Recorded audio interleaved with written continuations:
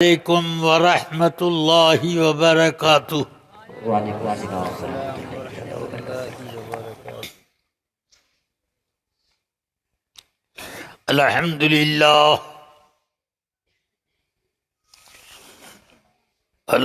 للہ نحمده ونصلي ونسلم على رسوله الكريم وعلى آله وأصحابه أفضل الصلاة وأكمل التسليم، أما بعد، فأعوذ بالله من الشيطان الرجيم، بسم الله الرحمن الرحيم۔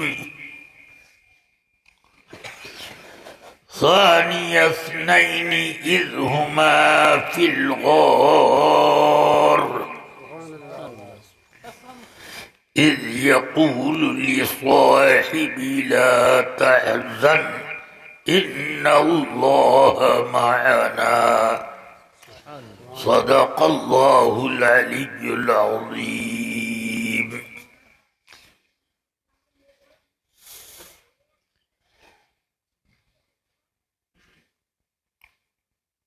عقیدت و محبت اور وفور شوق کے ساتھ نذرانے درود و سلام بارگاہ سید الانام میں پیش کر لیں۔ اللہم صلی علی سیدنا و مولانا محمد معدن الجود والکرم وعلی آلہ و اصحابہ وبارک وسلم۔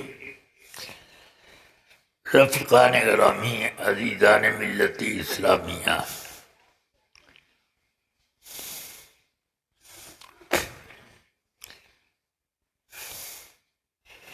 آج یوم صدیق اکبر بھی ہے اور حضرت شہید بابا علیہ الرحمہ جن کے مزار کے قریب ہم لوگ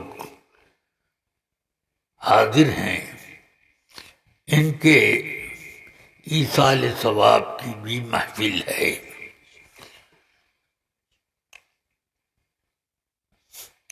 ایصال ثواب کے لیے کوئی بھی ذکر خیر، چاہے وہ اللہ اور رسول کا ذکر ہو یا محبوبان الہی کا ذکر ہو، وہ ایصال ثواب کے لیے ایک کافی سرمایہ ہے۔ اب بات چل پڑی ہے، بلکہ ہم کو بات چلانے کے لیے چیلنج کیا ہے، اس وجہ سے ہم کچھ بات کرنے پر مجبور ہیں کہ حضرت سیدنا صدیق اکبر رضی اللہ تعالی عنہ کو اللہ نے جو بلندی، سطوت، مرتبہ عطا فرمایا، اس مرتبے کے حاسدین اپنے اندر تو ابو بکر صدیق کی خصوصیات کا کچھ جلوہ بھی تو پیدا نہ کر پائے، تو اب سوائے حسد کی آگ بھڑکانے کے کیا ہوگا؟ من شر حاسد اذا حسد کا نتیجہ یہی ہوتا ہے کہ آدمی جھوٹ بولے۔ ان کے یہاں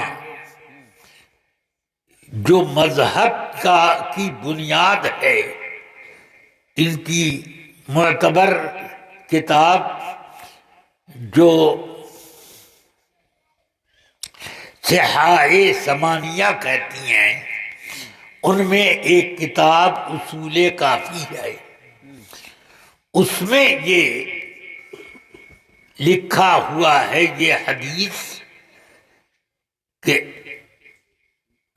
التقیۃ تسعۃ اعشار الدین، لا دین لمن لا تقیۃ لہ، تقیہ دین کے 10 حصوں میں سے 9 حصہ ہے۔ کتنا؟ دین کے 10 حصوں میں سے 9 حصہ۔ مطلب کیا ہوا کہ 100 پیسے میں سے 99 پیسہ یہ ہے، اور 10 میں باقی روزہ، نماز، کلمہ، یہ وہ سب ہے۔ مگر تقیہ بادی یہ جو ہے یہ 90%، اور 10% میں ساری چیزیں۔ پھر اتنے ہی پر بات بس نہیں ہے۔ لا دین لمن لا تقیۃ لہ، اس کا کوئی دین ہی نہیں جو تقیہ جس کے پاس نہ ہو۔ تقیہ ہے کیا؟ خوبصورت نام رکھ دینے سے کوئی یہ تو نہیں سمجھ لیتا کہ یہ چیز بھی خوبصورت ہوگی ہے۔ اگر کسی لنگڑے لولے اندھے کانے کا نام یوسف رکھ دیا جائے تو وہ حسن جمال کا پیکر تو نہیں ہوگا، کوئی ضروری ہے؟ تو اس لیے تقیہ یہ تو تقوی کا نام ہے، مگر ان کے یہاں یہ خوبصورت نام جھوٹ بولنے کا۔ سمجھ میں آیا؟ جھوٹ بولنا دین کے 100 حصوں میں سے 90 حصہ ہے۔ یعنی ان کا دین سب کا سب جھوٹ ہے، کہیں کہیں کچھ سچ ہے، سب جھوٹ۔ نام اس کا تقوی رکھیں یا تقیہ رکھیں۔ سمجھ میں آئی بات؟ تو یہ تقوی ہے، جھوٹ کا نام تقوی۔ سمجھ گیا؟ فریب کا نام تقوی، دھوکہ دینے کا نام تقوی۔ یہ ہو گیا، تو اب لقوہ کیا ہے بتاؤ؟ دنیا میں ابھی مولانا نے بتایا کہ جھوٹ ایسی برائی ہے کہ اللہ نے فرمایا لعنت اللہ علی الکاذبین۔ سمجھ میں آیا؟ تو گویا کہ تقوی کو جھوٹ کو تقوی کہہ کر انہوں نے تو ایک جھوٹ بولا، اور اصل جھوٹ یہ ہے کہ تقوی اس چیز کو کہا جو گندی سے گندی چیز۔ جھوٹ سب سے گندا کام ہے، اور اس کا نام انہوں نے تقوی یا تقیہ رکھ دیا۔ اس سے آپ سمجھ لیں کہ یہ لوگ کیا کرتے ہیں، صرف اچھے ناموں کو چڑھا کر کے گندگی کو چھپاتے ہیں بس، اور وہ گندگی لوگوں پہ پھینکتے ہیں، نام خوبصورت رکھ دیتے ہیں اور اس گندگی کو پھیلاتے ہیں۔ دنیا میں چاہے مسلمان ہو کافر ہو، چاہے باعزت ہو یا ذلیل ہو،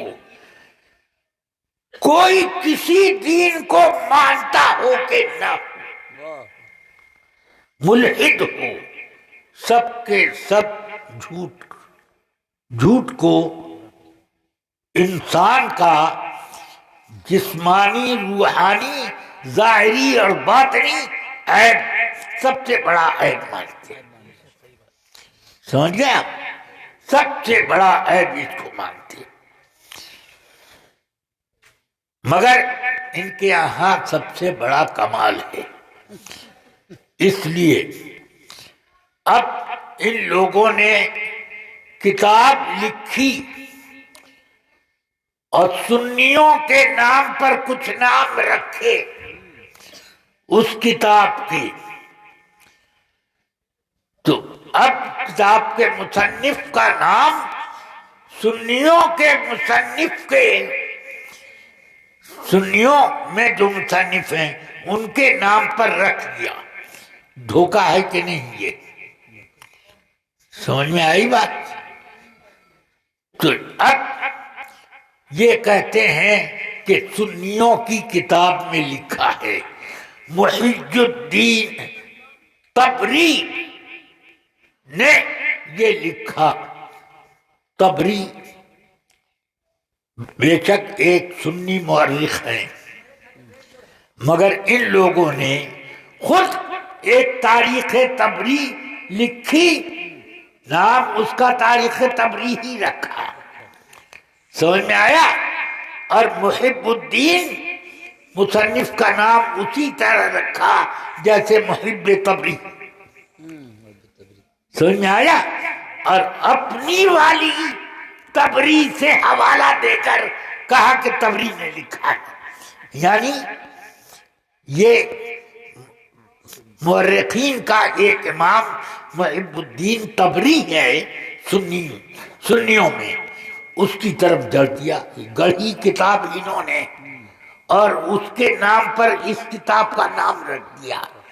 اور مصنف رافضی اور وہ تاریخ طبری مصنف سنی، اس میں کہیں اس چیز کا پتہ نہیں جو اس والی کتاب میں ہے۔ اب پڑھیں حوالہ اس کا اور حوالہ بیان کریں اس کا۔ سمجھ میں آیا؟ تو یہ کہتے ہیں کہ سنیوں کی کتاب میں یہ لکھا۔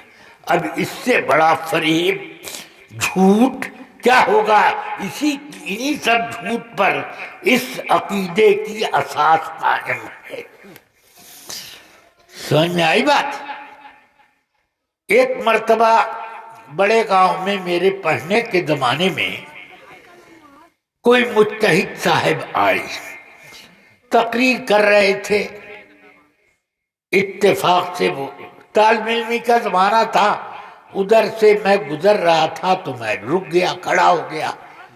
تو وہ حضرت ابو بکر کے بارے میں جو آیت میں نے پڑھی ابھی، اس آیت کو پڑھ کر کہ رسول پاک صلی اللہ علیہ وسلم غار حرا میں، غار ثور میں چھپے تھے، ساتھ میں یہ بھی تھے، اور مشرکین تلاش کرتے کرتے غار کے دہانے پر پہنچ گئے۔ تو اب انہوں نے رونا بلکنا شروع کر دیا تاکہ مشرکین متوجہ ہو جائیں۔ سمجھ میں آئی بات؟ ہاں، تو اس وقت آیت اتری، وہ اس وقت رسول پاک نے فرمایا لا تحزن ان اللہ معنا، رو مت، اللہ ہمارے ساتھ ہے۔ یہ ترجمہ کیا۔ دوسرے دن صبح ہی مختار محمد حسن صاحب کے پاس میں پہنچا۔ آپ ہمارے مقدمات کے وکیل ہیں، ایک بات میں پوچھنا چاہتا ہوں۔ رات آپ کے مذہب کے ایک مقرر صاحب اس طرح تقریر کر کے گئے، انہوں نے کہا کہ غار ثور میں ابو بکر نے جب دیکھا کہ مشرکین غار کے دہانے پہ پہنچ گئے تو چلا چلا کے رونے لگے، اور نیت یہ رکھی کہ مشرکین جھانک کر کے دیکھ لیں۔ تو یہ انہوں نے تقریر کی، تو رسول پاک نے فرمایا ان سے کہ لا تحزن ان اللہ معنا، رو مت، اللہ ہمارے ساتھ ہے۔ میں نے کہا یہ تقریر انہوں نے کی، اس کا خلاصہ یہ ہوا۔ مجھے آپ بتائیے لا تحزن کا کس ڈکشنری میں یہ معنی لکھا ہے؟ جو آدمی قرآن میں جھوٹ بول سکتا ہے اس شخص کو تقریر کرنے کا حق کیا ہے؟ آپ بتائیے، آپ وکیل ہیں، لا تحزن کا معنی نہیں، لا تحزن کا معنی تو فکر نہ کرو، غم نہ کرو، یہ معنی ہوتا ہے۔ تو میں نے کہا اس نے یہ رو مت، چلاؤ مت، یہ ترجمہ کیوں کیا؟ بیوقوف رہا ہوگا۔ میں نے کہا حضرت وہ کوپا گنج کے متحد تھے، تو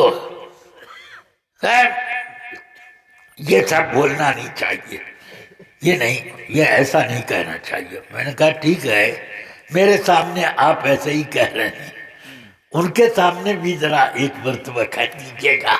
ہاں، تو یہ میرا کہنے کا معنی ہے قرآن کی آیتوں کا ترجمہ بھی جھوٹ فریب کے ساتھ یہ لوگ کرتے ہیں۔ اب آئیے، میں اس آیت میں جو میں نے ابھی تلاوت کی تھی چند باتیں آپ کو ذکر کروں۔ آیت میں فرمایا ثانی اثنین، رسول پاک دو میں سے دوسرے ہیں، اذ ہما فی الغار، اور وہ دونوں جو دو میں سے یہ رسول پاک کو دوسرا فرمایا ثانی، تو یہ دونوں کے دونوں غار میں تھے۔ وہ دوسرے بول رہے تھے اپنے صحابی سے، اذ یقول لصاحبہ، تو اللہ تعالی قرآن میں حضرت ابو بکر کو رسول پاک کا صحابی اور صاحب کہہ رہا ہے۔ کیا بات، سبحان اللہ۔ اس کا معنی کیا ہوتا ہے؟ اسی لیے ہمارے علماء نے یہ فرمایا جو ابو بکر کے صحابی ہونے کا انکار کرے وہ کافر ہے، واہ واہ، سبحان اللہ، بے شک کیونکہ وہ قرآن کو جھٹلا رہا۔ بے شک۔ سمجھ میں آیا؟ ہاں، یہ ذرا میرے اوپر برکتیں ٹپکنے چلیے۔ ہاں، یہ اعلان ہے کہ عذاب پیش بس کن کے گویند بس۔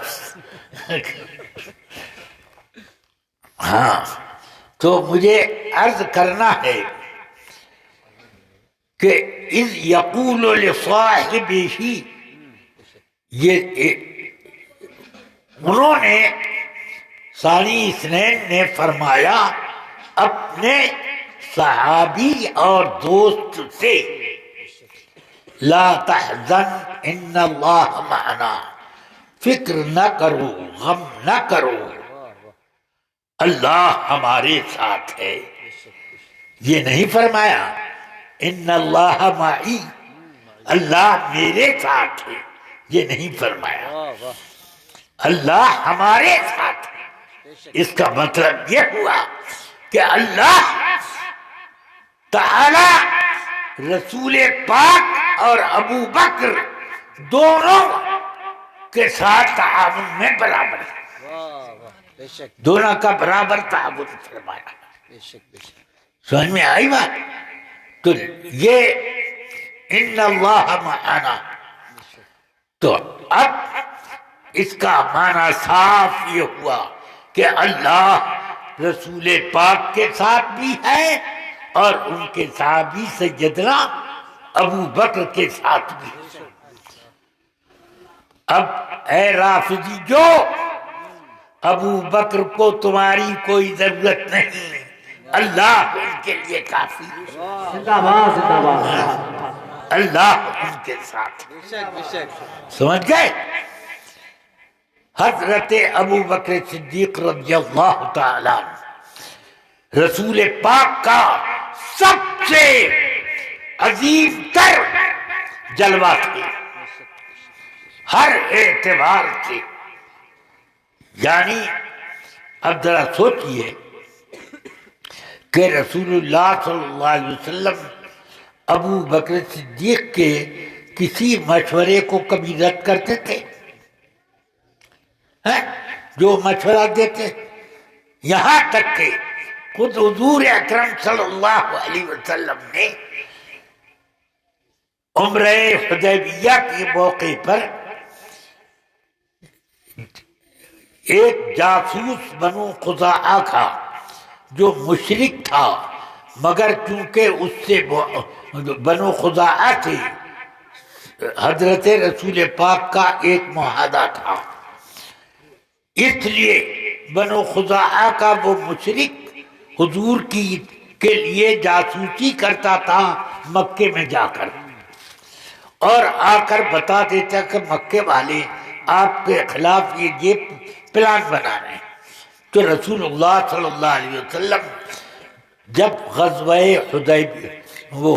عمرہ حدیبیہ کے لیے نکلے تو آپ نے اس خزاعی مشرک کو بھیج دیا کہ مکے والے کس تدبیر میں ہیں، کیا کر رہے ہیں.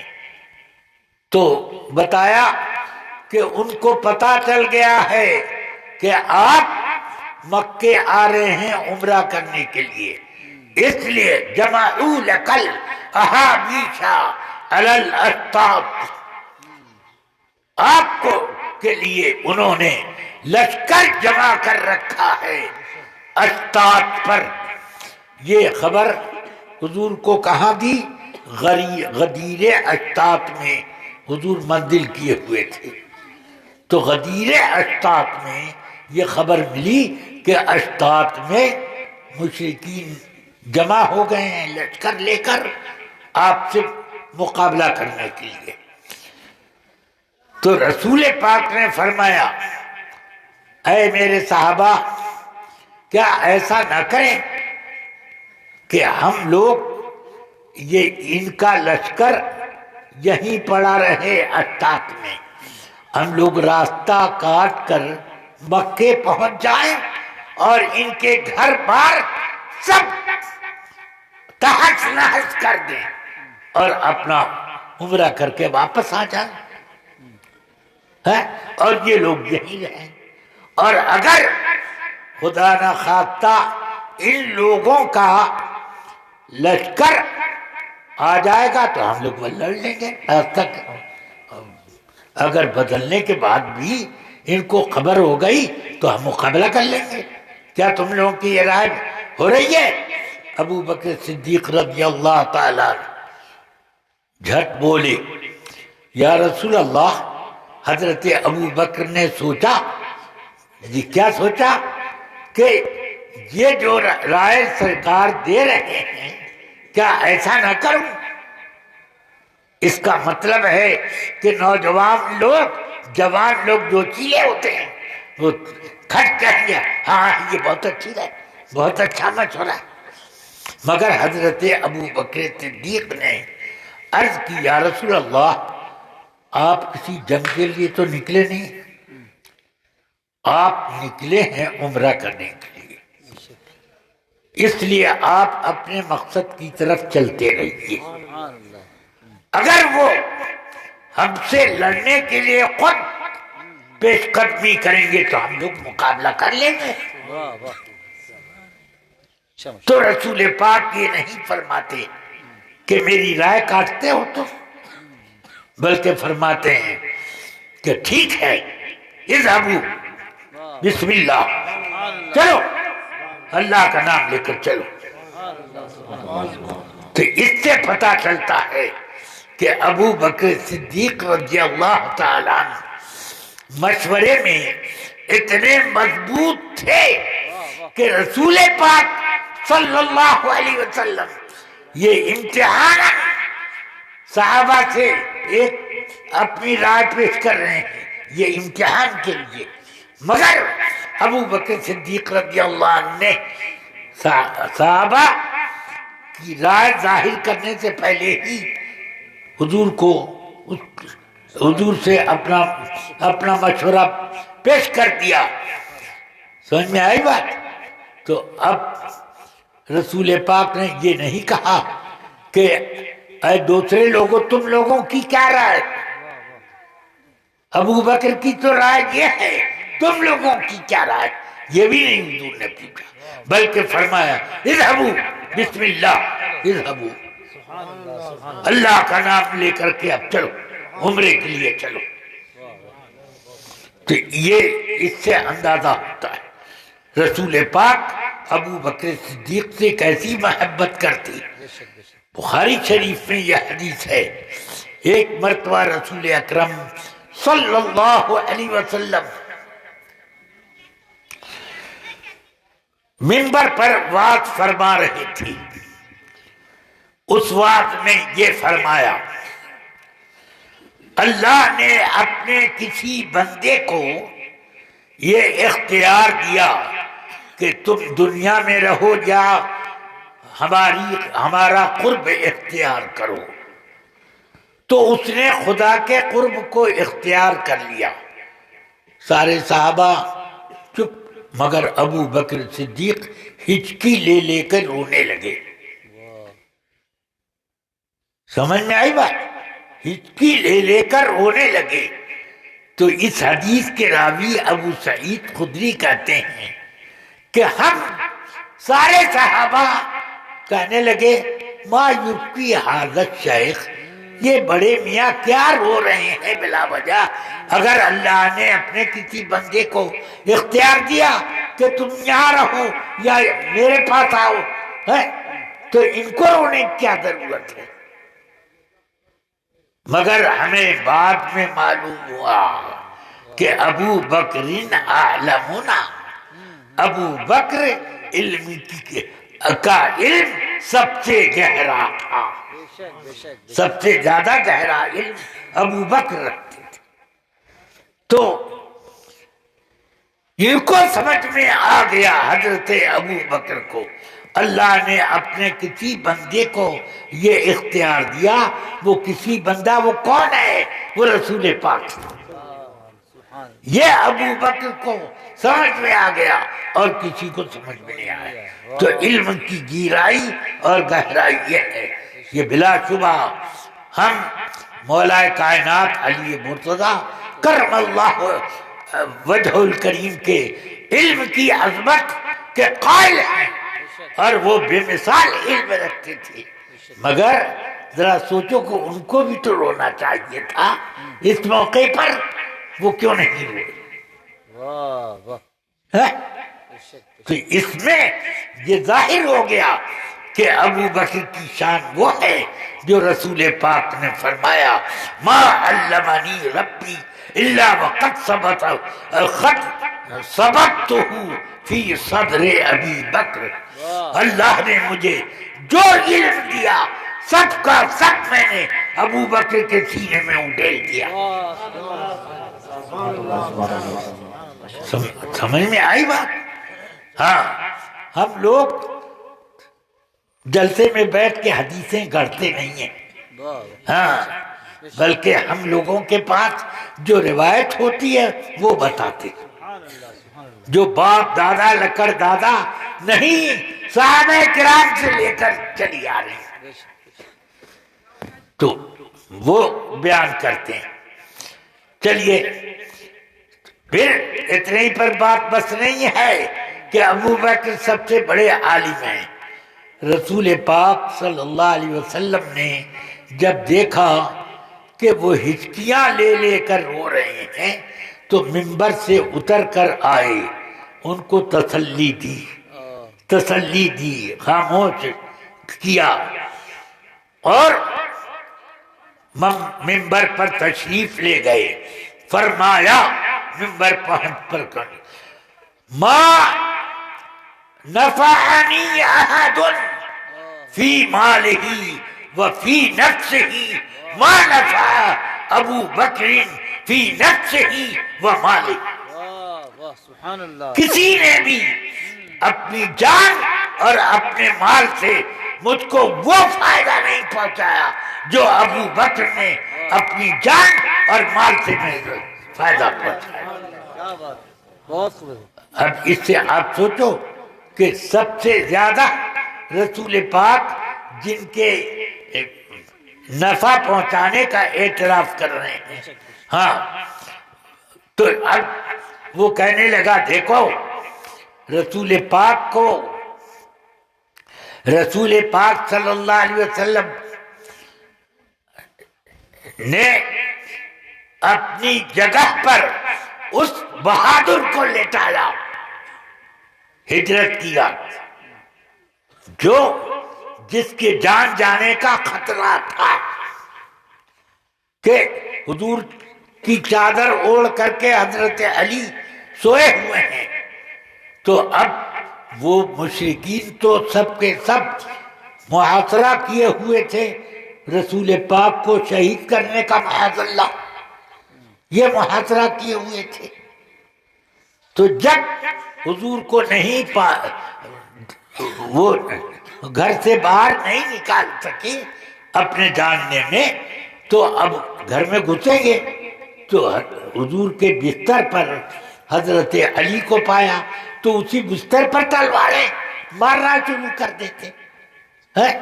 تو ایسے خطرناک موقع پر رسول پاک نے حضرت علی کو لٹایا. اس سے علی کی بہادری کی سند ملتی ہے. سمجھ میں آئی بات؟ مگر اب اس کا جواب خود مولا علی سے پوچھو وہ کیا دیتے ہیں. مولا علی کرم اللہ وجہ الکریم فرماتے ہیں کہ رسول پاک صلی اللہ علیہ وسلم نے مجھ سے فرمایا تم میرے اس بستر پر میری یہ چادر اوڑھ کر آرام سے سو، اور صبح اٹھ کر فلاں فلاں کی یہ امانتیں ہیں، وہ سب امانتیں ان کو پہنچا کر مدینے میں مجھ سے ملو. سمجھ میں آیا؟ تو حضرت مولا علی فرماتے ہیں خدا کی قسم جتنی میٹھی اور شاندار نیند اس رات مجھ کو آئی کبھی اتنی گہری نیند نہ آئی، کیونکہ رسول پاک نے فرمایا کہ امانتیں ادا کر کے تم مکے میں مدینے میں آؤ. تو یہ ضمانت رسول پاک نے دے دی ہے کہ تمہیں کوئی بھی قتل نہیں کر سکتا مگر اپنی حفاظت کے لیے ابو بکر صدیق کو لے گئے. واہ واہ بے شک. سمجھ میں آئی بات؟ ابو بکر صدیق کو لے گئے اور وہ ابو بکر صدیق رضی اللہ عنہ نے اپنی جان قربان کر دی. غار ہرا میں وہ غار ثور میں جتنے سوراخ تھے اپنے کپڑے پھاڑ پھاڑ کر سب سوراخ بند کیے انہوں نے. ایک سوراخ بچا رہا تو اس میں اپنا انگوٹھا دبا دیا اور رسول پاک صلی اللہ علیہ وسلم کو آواز دی کہ تشریف لائیں آرام کریں. ان کے زانوں کا تکیہ بنا کر رسول پاک آرام فرمانے لگے. اتنے میں کچھ دیر کے بعد حضرت ابو بکر صدیق کا آنسو رسول پاک کے رخسار پر گرا. بیدار ہو گئے. فرماتے ہیں کیوں روتے ہو؟ کہا سانپ نے مجھے کاٹ لیا ہے، زہریلے سانپ نے، اس کا اثر ہو گیا. تو رسول پاک نے اپنا لعاب دہن اس جگہ لگا دیا جس سے اس زہر کا اثر چلا گیا.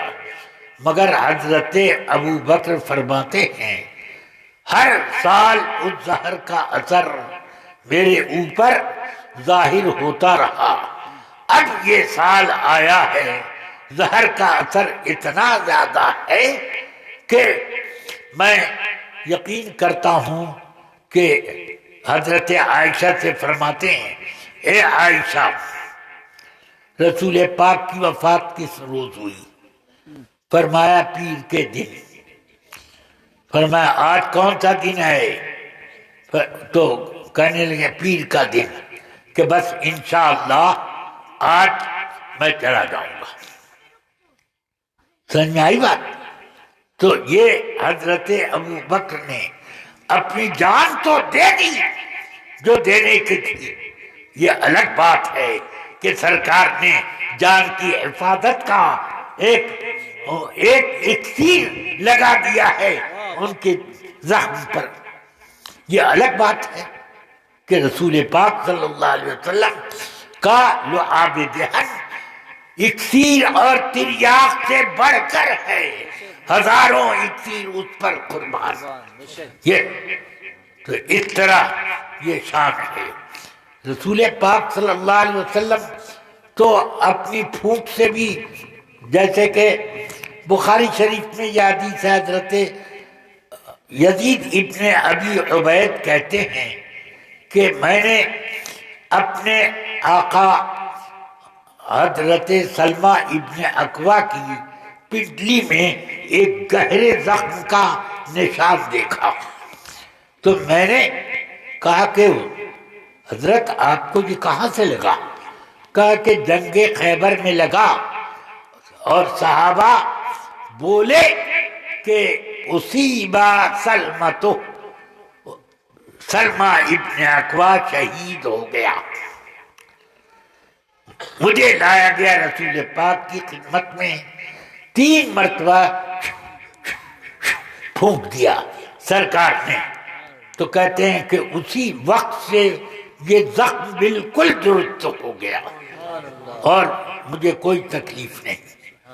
سمجھ گئے؟ سب لوگ سمجھ رہے تھے کہ شہید ہو گئے، اور رسول پاک کی پھونک لگی تو وہ زندہ ہو گئے۔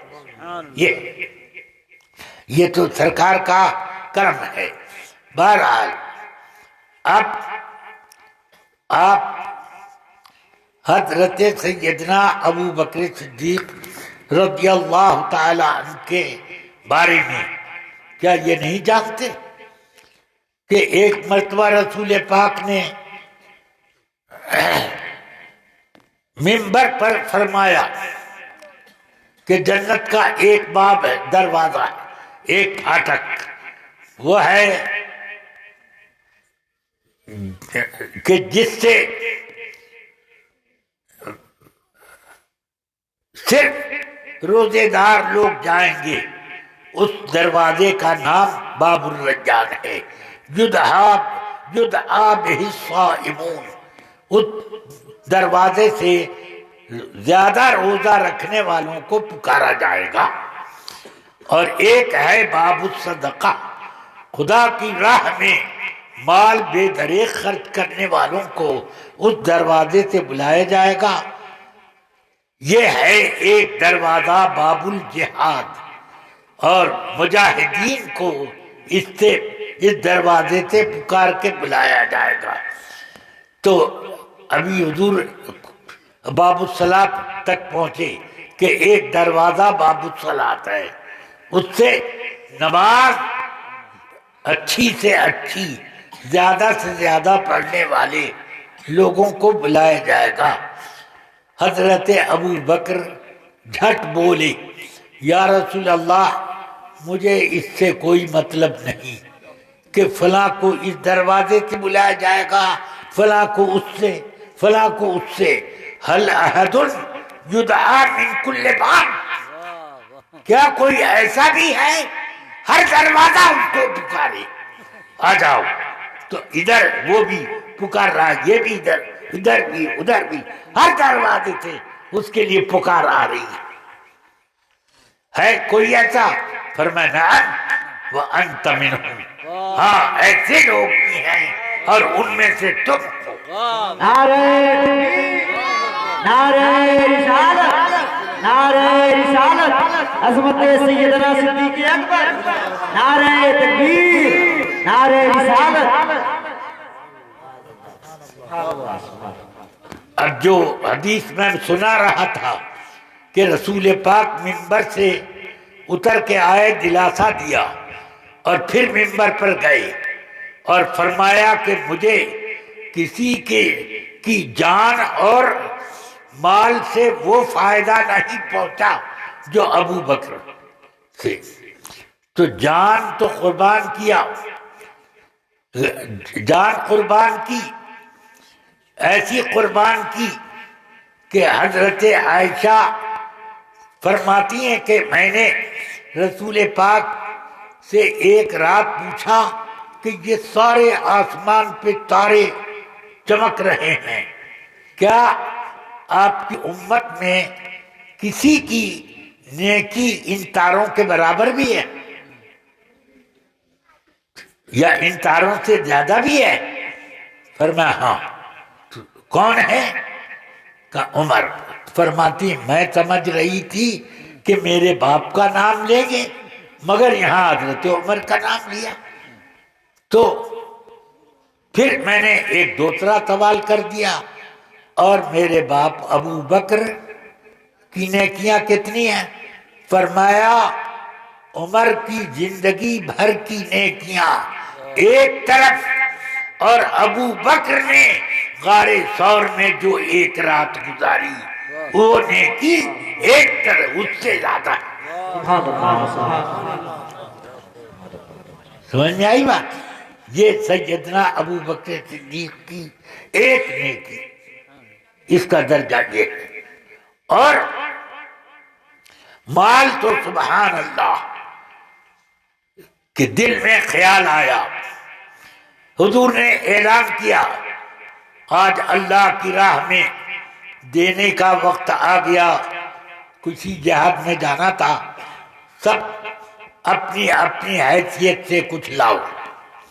تو حضرت ابو بکر کے دل میں خیال، حضرت عمر کے دل میں یہ خیال آیا کہ ابو بکر ہر نیکی میں آگے بڑھ جاتے ہیں، آج مال خرچ کرنے کا وقت ہے، اور آج کل ابو بکر سے زیادہ میرے پاس مال ہے، لہذا میں آج تو ابو بکر پر نمبر لے جاؤں گا. تو سب لوگ مال لے آئے. تو رسول پاک نے نہ حضرت علی سے پوچھا، نہ عثمان غنی سے پوچھا، نہ زبیر ابن عوام سے، نہ عبد الرحمن ابن عوف سے، نہ سعد ابن ابی وقاص سے، کسی سے نہیں پوچھا، بلکہ عمر سے پوچھا کہ عمر کیا لائے ہو، کیا چھوڑا، گھر کیا چھوڑا؟ کہ حضور سارے گھر کے مال متاع کا میں نے 2 حصہ کیا، ایک حصہ گھر چھوڑا اور ایک حصہ جو تھا وہ حاضر ہے. سمجھ میں آئی بات؟ تو بہت سا مال. ابو بکر تم کتنا لائے، کتنا چھوڑا؟ تو انہوں نے بتایا یا رسول اللہ جو کچھ مال و متاع گھر میں تھا وہ سب یہاں حاضر ہے، اور میں جو کمل پہنے ہوئے تھا وہ بھی حاضر ہے. میں نے ایک پھٹے کمبل کو کانٹوں سے ذرا بند کر کے وہ پہن لیا ہے، اور وہ اسی میں آیا ہوں. سب میں نے حاضر کر دیا.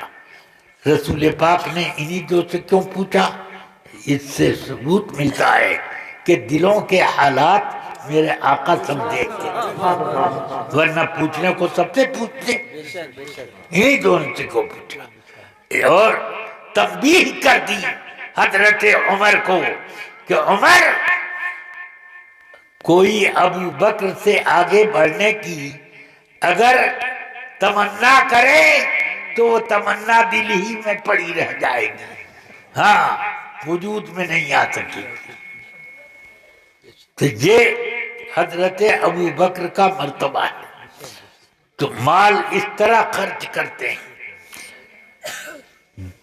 اسی حدیث میں الگ روایت میں یوں ہے کہ جبریل امین حضور کی خدمت میں اسی طرح کانٹے لگا ہوا کمبل اوڑے آئے تو رسول پاک نے فرمایا یہ کیا آج لباس زیب تن کیا ہے آپ نے؟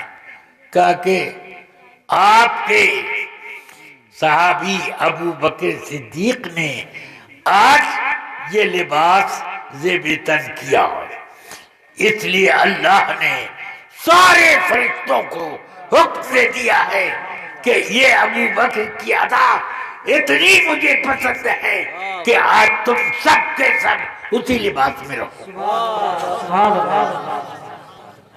سمجھ میں آئی بات؟ اس طرح کی کوئی حدیث اور دوسرے صحابی کے بارے میں کوئی پیش کرنا چاہے تو پیش کر لے۔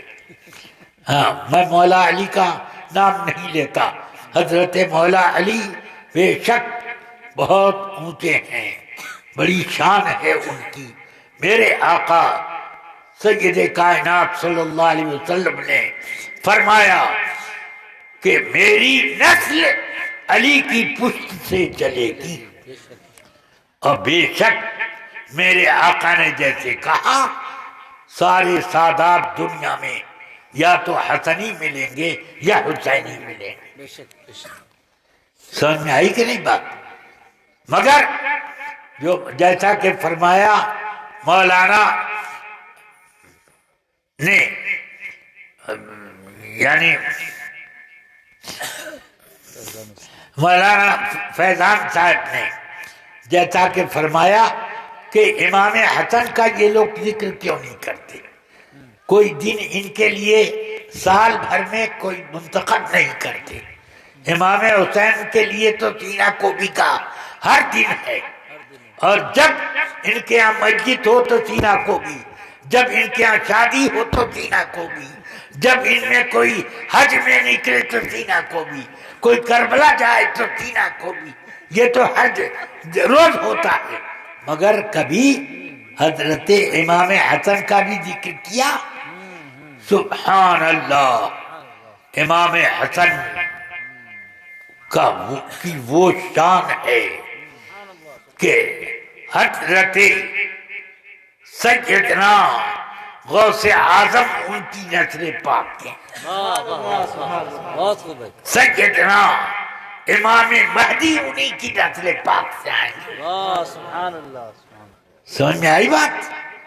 اتنی بڑی شان ہے سیدنا امام حسن کی، اور رسول پاک نے ان کے لیے تو لفظ سید استعمال کیا، کسی کے لیے یہ نہیں کہا کہ تو سید ہے یا یہ سید ہے۔ سیدکم تو کہا ہے حضرت سیدنا سعد بن معاذ کو کہ قوموا الی سیدکم، مگر مطلق سید کا استعمال صرف سیدنا امام حسن کے لیے کیا۔ ان ابنی ھذا سید لعل اللہ یصلح بہ بین فئتین عظیمتین من المسلمین۔ میرا یہ بیٹا وہ سردار ہے، وہ سردار ہے اور وہ سید ہے کہ مسلمانوں کے دو عظیم لشکروں کے بیچ میں یہ صلح کرائے گا۔ اس سے حضرت امیر معاویہ کے لشکر کی بھی شان معلوم ہوئی کہ من المسلمین فئتین عظیمتین من المسلمین، اور یہ لوگ حضرت امیر معاویہ کو مسلمان ماننے کو تیار نہیں، اور رسول پاک فرما رہے ہیں بین فئتین عظیمتین۔ اب یہیں پر یہ سوال پیدا ہوتا ہے کہ حضرت مولا علی کرم اللہ وجہہ الکریم کے خلیفہ تھے حضرت امام حسن رضی اللہ عنہ، انہی پر 30 سال کی خلافت راشدہ منتہی ہوئی کہ حضرت علی کی خلافت کو میں سے کچھ مہینے باقی رہ گئے تھے 30 سال پورے ہونے میں، تو اتنے دنوں تک کا وقت حضرت امام حسن سے چلا.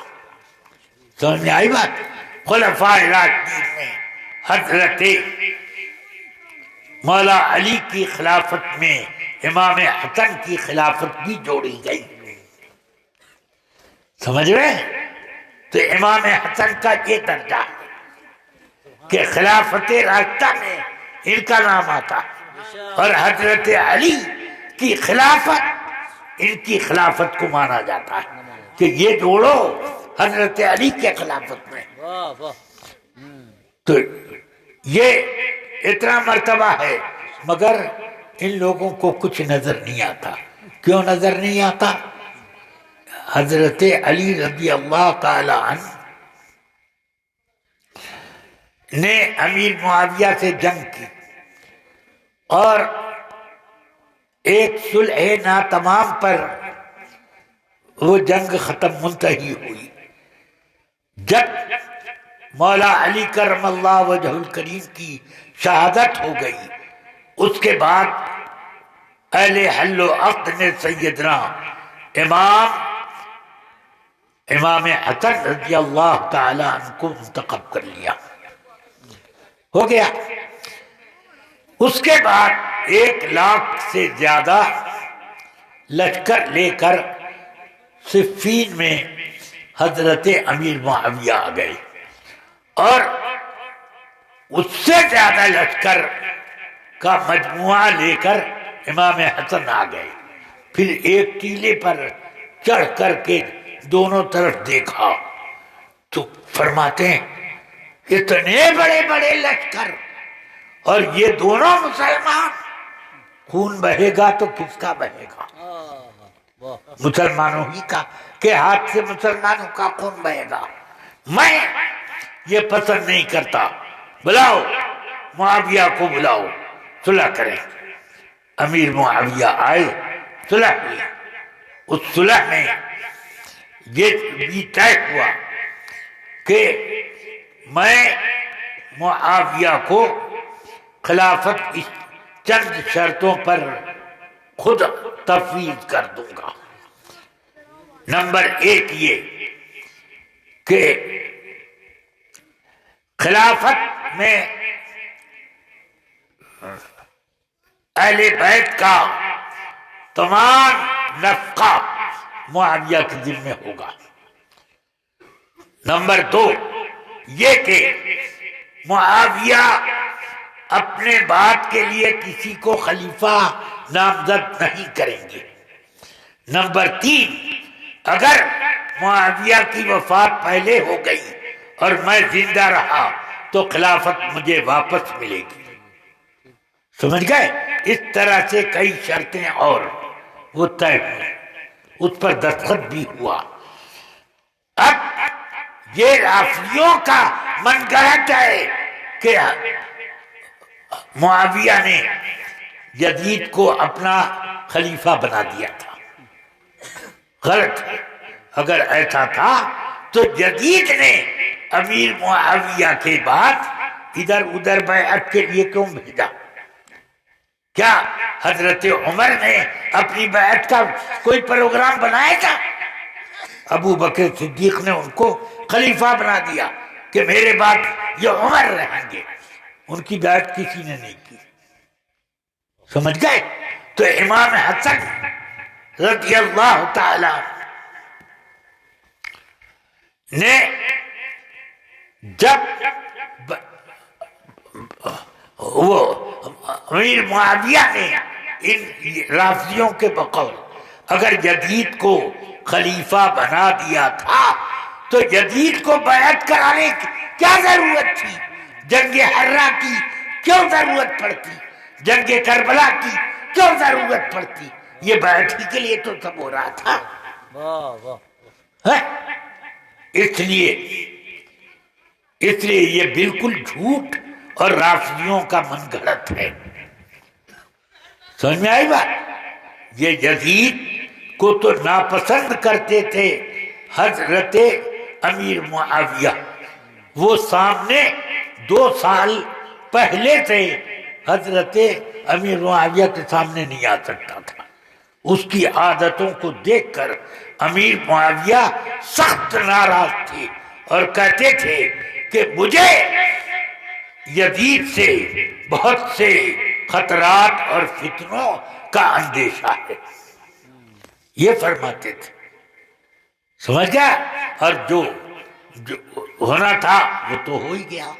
معاذ اللہ، جنگ حرہ میں تو ایسے ایسے کام ہوئے مدینہ منورہ میں کہ سیدنا امام احمد بن حنبل کہتے ہیں کہ یزید کو نے یہ جنگ حرہ جو کرائی اور اس میں جو اسلام کی دھجیاں اڑائی گئیں، اس لیے یزید کو کافر کہنے میں کوئی تردد نہ کرنا چاہیے.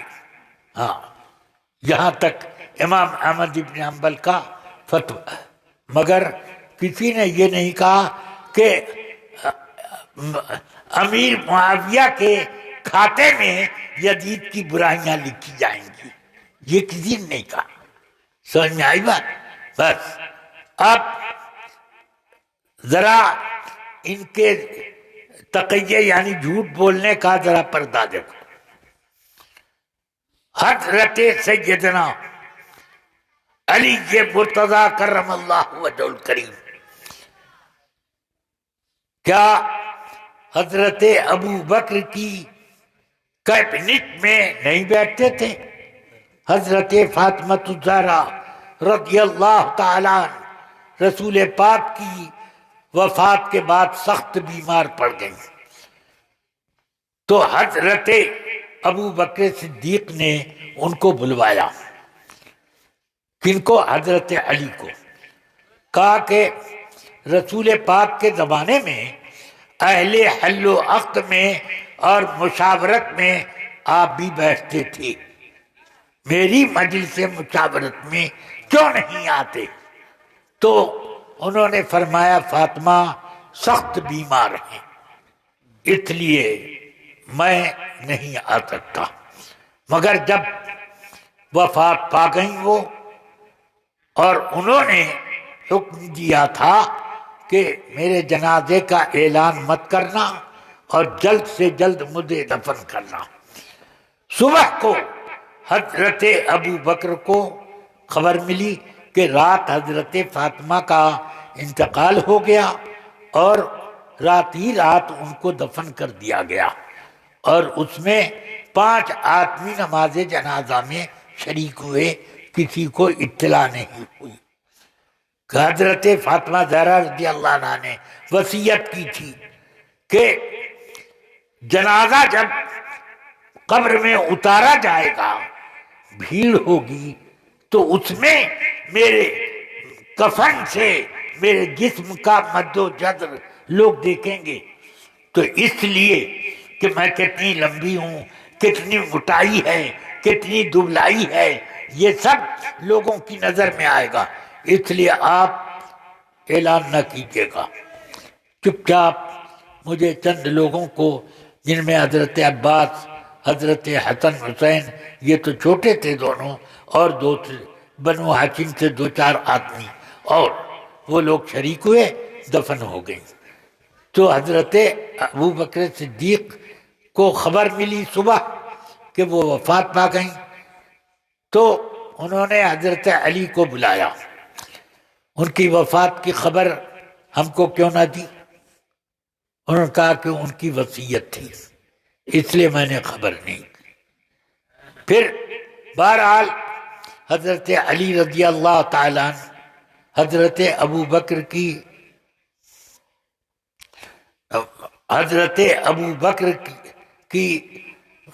مجلس حل و عقد میں اور مشاورت میں بیٹھا کرتے تھے. جو کیبنٹ تھی مشاورت کی، اس میں وہ آتے. حضرت مولا علی کرم اللہ تعالی وجہ الکریم. تو میں پوچھتا ہوں کہ اگر معاذ اللہ ابو بکر منافق تھے تو حضرت علی نے تقیہ کیا، تو امام حسین نے یزید کے بارے میں کیوں نہیں تقیہ کیا؟ پوچھا گیا ان سے کہ حضرت علی نے ابو بکر کا ساتھ کیوں دیا؟ تو کہتے ہیں تقیہ کیا تھا۔ تو میں نے کہا کہ امام حسین نے کیوں نہیں تقیہ کیا؟ یزید کے بارے میں ان کو بھی تقیہ کر لینا چاہیے تھا۔ تو امام حسین کا دین پکا ہوا، حضرت علی کا